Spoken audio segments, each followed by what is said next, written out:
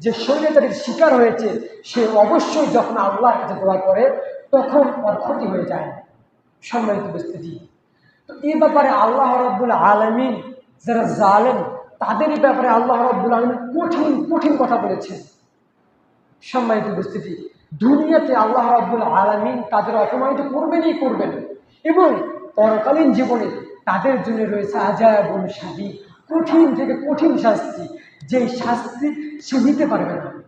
তো এই ব্যাপারে আল্লাহ রাব্বুল আলামিন কি বলছেন? আল্লাহ রাব্বুল আলামিন বলছেন, ওয়ামা লিয-যালিমিনা মিন হামিমিন ওয়ালা শাফিইন ইউতা। যারা জালেম করে, যারা অত্যাচার করে, যারা মানুষের ধন সম্পদ লুট করে, মানুষেরকে নির্যাতন করে, তাদেরকে আল্লাহ রাব্বুল আলামিন বলছেন যে তাদের পরকালে কোনো বন্ধু থাকবে না। যে বন্ধু তোমার উপকারে আসবে সেই বন্ধু থাকবে না তোমার।